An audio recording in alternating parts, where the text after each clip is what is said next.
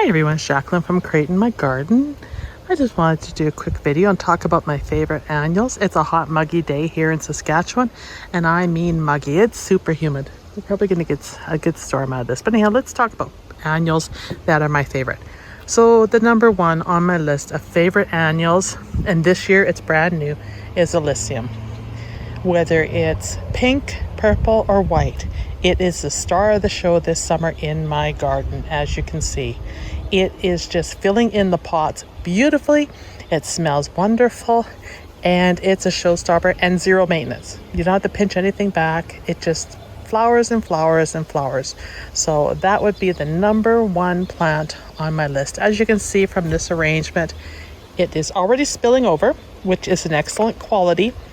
Profuse flowering in abundance. And if you could have smell vision on YouTube, this plant would steal the show for the smell next to a lilac or next to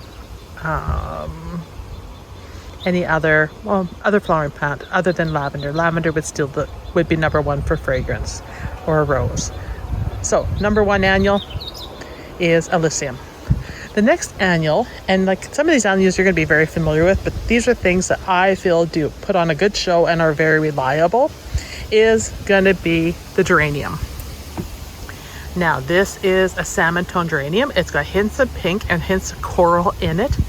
Once these take off, no matter what their size, and they get growing, they're going to shoot out a bunch of stems with profuse flower heads.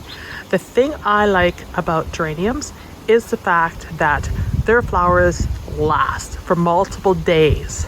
So when it comes to deadheading, they're not a lot of work. You get rid of the entire stem, pinch it back, and a whole bunch of more shoots come. And the array of colors is getting better and better every year. So highly reliable, they're very showy, and they're great to add a little bit of height to an arrangement.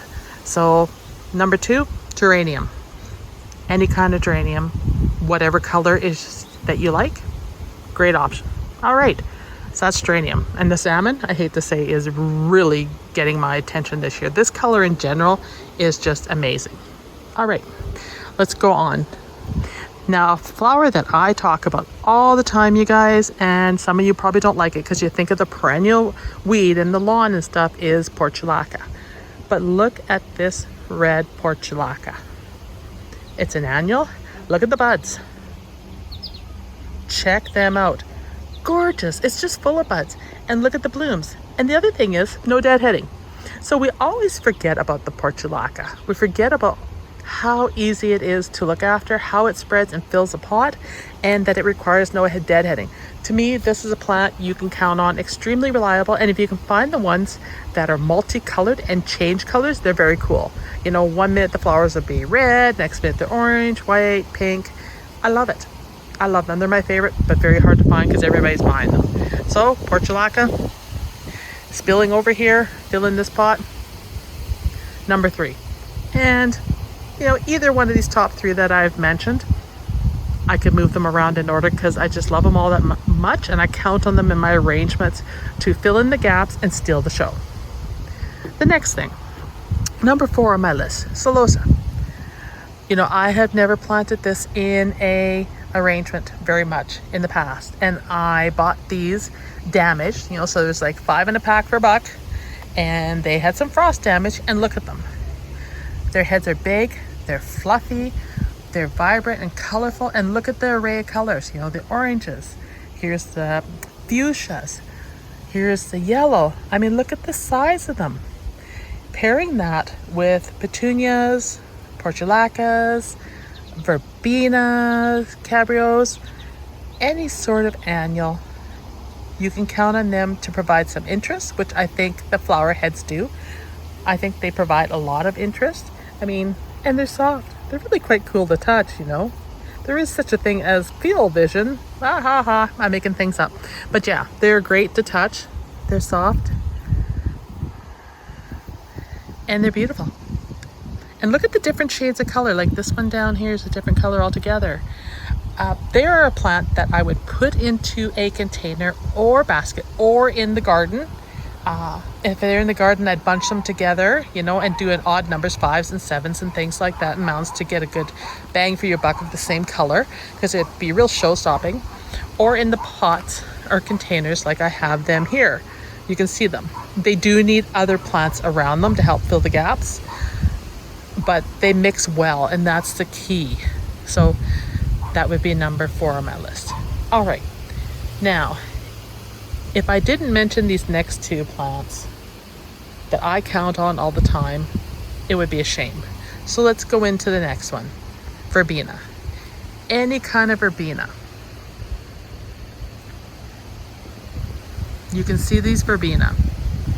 Any kind of verbena is great in containers. It will spread, it will take over the show, but it does need to be deadheaded. It doesn't matter to me what brand it is or not. I find they all need to be deadheaded. But once again, it's up to you. Do you want to keep the show ongoing and deadhead and keep them blooming and it forces more flowers out? Or are you okay with them dying back a little bit, dropping the heads themselves and looking kind of naked after they're done and putting out new shoots while that dries up to fall off? It's totally your choice. I prefer to pick them if I see them. That doesn't mean I'm going to keep up on, you know, deadheading them, but I will do it if I see it. So that's the only thing I find. It doesn't matter. Now, I want to talk about petunias. Petunias have been around for a really long time, and they are a favorite of everyone. Oh, and I want to mention the verbenas come in multiple colors too. As you can see, here's a purple. So petunias. Now, I want to distinguish on petunias.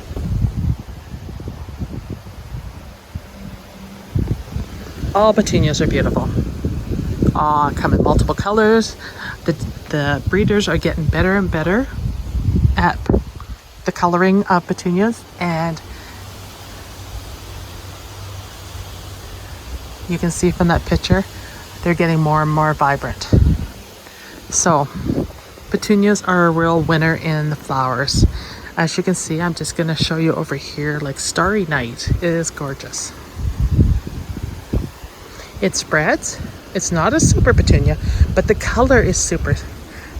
Okay, the black petunias, whether it's Black Mamba, whatever the name of it is, they look great. I mean, if you can put them with the yellow, look at that contrast.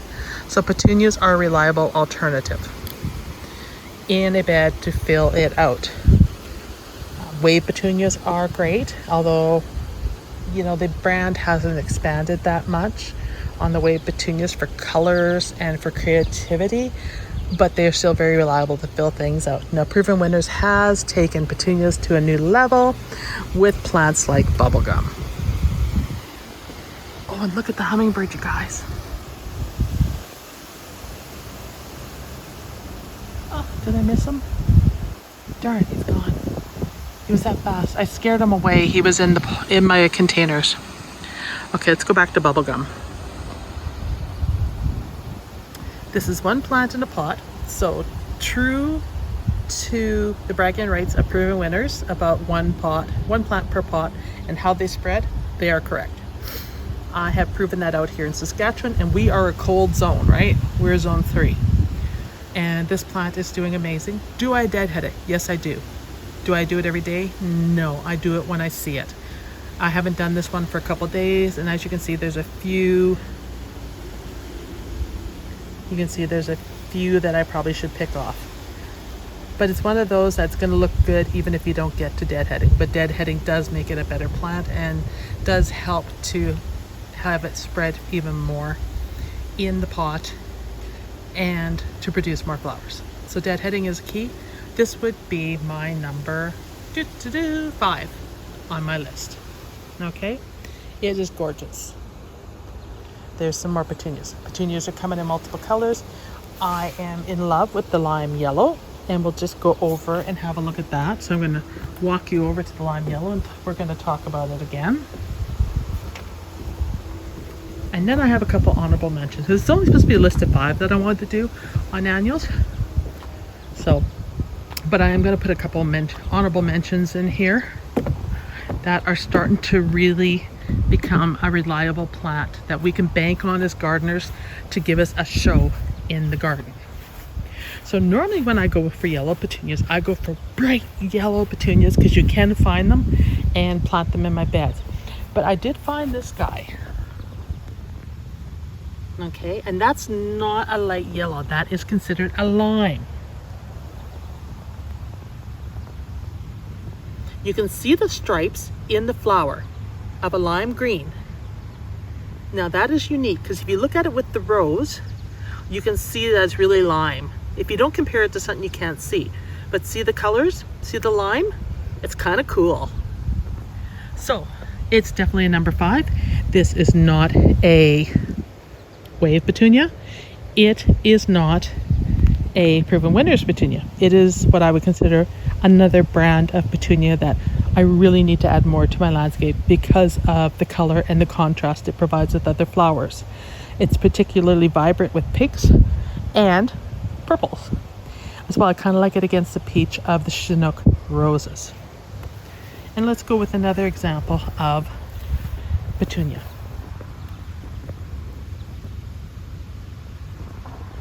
If I look at my flower beds and I look at petunias, this one here stands out a mile away. The first thing you spot in that bed is that petunia. Let's look at a couple more colors of petunias that are very gorgeous and prolific.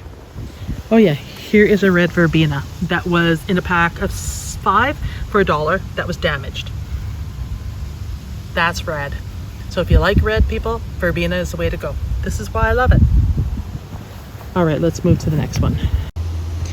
Okay, so I'm gonna say, if you have to get petunias for the garden and you want striking color, this one is a must-have in your arrangements. This color is stunning. Look at that. This isn't a fancy petunia. This is just a petunia, but to me, it is glorious. And this is what I'm talking about, the colors being fantastic on it. It just is gorgeous. You can see it a mile away. And I use that, probably like 3 blocks away. When you're walking down the street, you're gonna notice a petunia in my yard. You put it with the super bells, right? And you put it with the Elysium. And look what it's doing, it's got a show. Downfall, you can see I need to deadhead. However, it's worth it. It also needs a good drink too, because for some reason it's really dry today.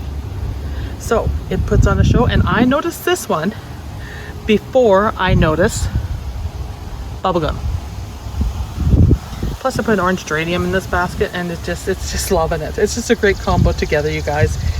If you like bright color combos and don't like stuff soft, I just love the way this reflects the throat of the petunia.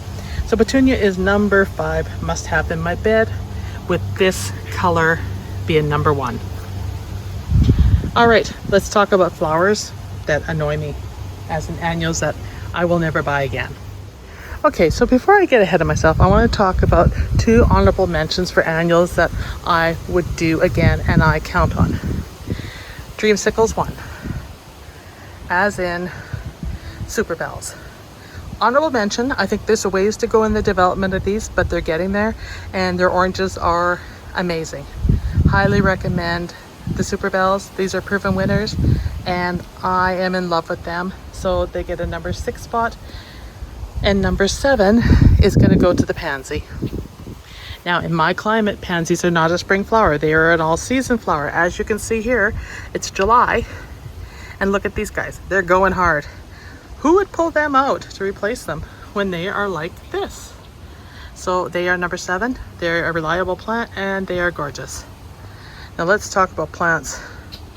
Well, the annual that I like the least, and actually is on my do not ever plant this again list for annuals. I tried it one more time this year. You might have remembered me talking about it. And it is Lobelia. Now this has been getting a lot of water in this bed, and look at these. Horrible. So I'm going to pull them and I'm going to replant. They're horrible. They're drying up. And they're getting lots and lots of water. And they're getting lots of sun. I've tried them in containers. They hate me. I think it's just the plant. And now I've tried them in the bed and they're totally unhappy. So for me, I've given them multiple shots over the years and they are not coming back into my list of plants. Not even if they're cheap. You'd have to pay me to take them. That's how much these plants suck, okay? I'm gonna be very honest. If you can give them all the water they need to keep them going, great. But to me, they were not worth the work. To keep them going. Blue's great, but you can get the blues for other plants like bugleweed, veronicas. You can get the shades of blues, verbenas. They all have the shades of blues that, would make up for these guys. So these are going to get replaced this weekend. End of story. All right, now I want to talk perennials. Perennials are a hard topic. I am not including shrubs in this discussion of what my top 5 perennials are. And I don't think this is going to come as any surprise to you guys. My number 1 most reliable, showy perennial that is easy to grow from seed is Delphinium. Pacific giant delphiniums. Not larkspur, delphiniums. You can count on these guys to put on a show. Staking, yes, staking is a problem. Plant them in a sheltered spot like these so they can stand on their own. Nothing is staking these guys, and they're just starting to open. See all the buds? I think you guys knew I was going to rank this one as number 1. Look at that. Look at the height. I'm going to show you guys more of these. I'll do an update on these once more open. But look at the white. I'm about 5'7". My deck is a good 6 feet. And look at where the height of that one is. Ah, it's so bright. Hard to do that. All different heights. All different colors. I have been hard on these guys. I haven't cleaned them up like I should, so I'm just going to warn you. There's no need for you to, spend a lot of time on them, but cleaning them up and keeping them from looking a little shaggy. Yeah, it's maintenance. It's worth it though. Check this out. Lots coming. Don't forget to feed them. They like it. Number 1 perennial. You can count on these guys. Cut them back, you'll get another bloom. All right, let's talk about some more perennials that I rely on. So that's number 1. My number 1 go-to. Whether I buy them in pots or plant them from seed, preferably seed because I find them to be a lot stronger. Feed them and you will be happy. They're good in the zone 3 here. And they were good in the zone 2B when we were a zone 2B. Okay, my second most favorite. Perennial is a real toss-up. It's between salvia and veronica. Isn't it gorgeous? It blooms and blooms and blooms. Here's the veronica in 2 tones. Well, it's a veronica with a salvia behind it. Look at that shade of veronica. That's one of my favorite veronica shades. These are equals at spot 2 and 3. There's the veronica, and there's that blue I was talking about. Amazing. These are a hard-working plant in the landscape. The more you have of them, the better. They're hardy. You cut the back, you get more blooms. You can count on these guys to put on the show, no matter where you live. Just going to show you some more, and I just planted some of these, but this is my favorite one still. And that particular lavender tone, I'm going to split it in the fall. And look at the delphinium. Those were from seed. All right, so that's spot 2 and 3.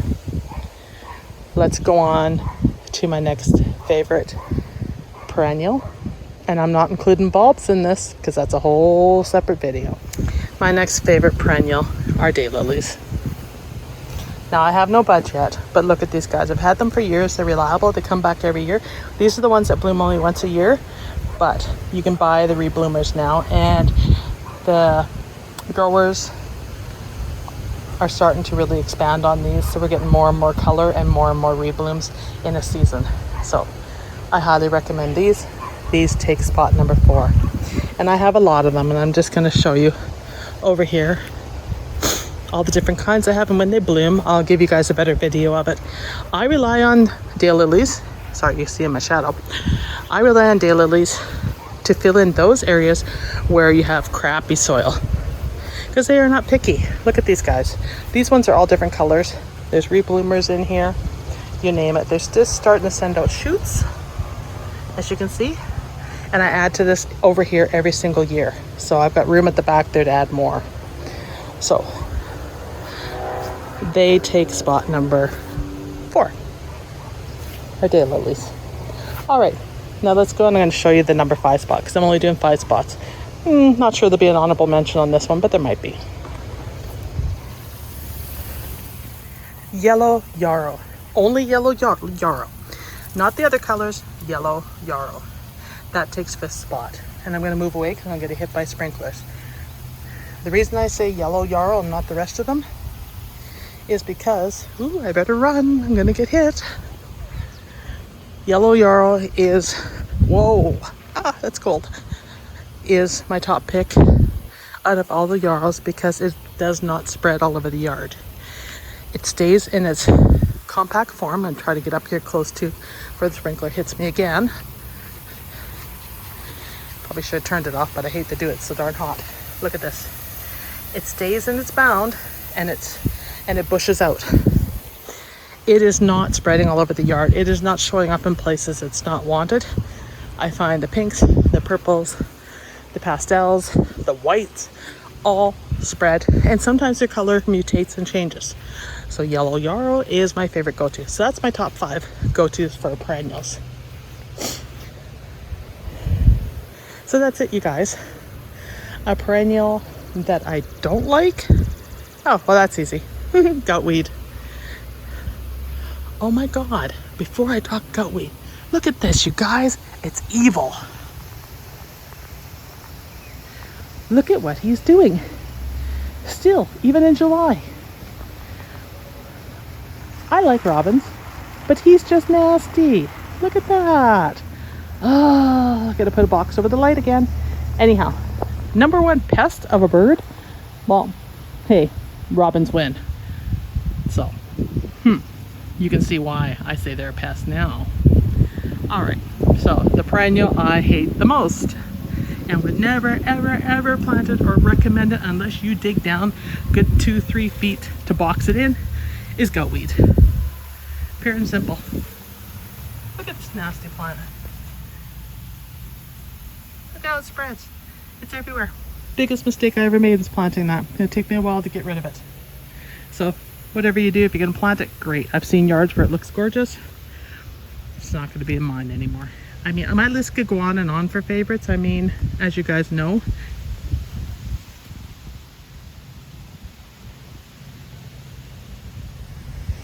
that is on the list, but it's higher up the list. So same with these. Coleus and stalks. So there's lots on that list, but the top 5 are the ones I count on every year, and then the rest I fill with. My next list will be, we could do bulbs next. And finally after that, shrubs, and then we're going to talk roses, but those are upcoming videos. So anyhow, like and subscribe to my video. That would be great. I really need more subscribers, you guys. So tell your friends, share my videos. If you don't like my videos, then I apologize and promise I will get better. And that's, so stay tuned to see improvements, if I can persuade you to stick with my channel. And have a great day, everyone, and have a great weekend. Happy Friday from Saskatchewan, Canada. This is Great in My Garden, Jacqueline saying bye.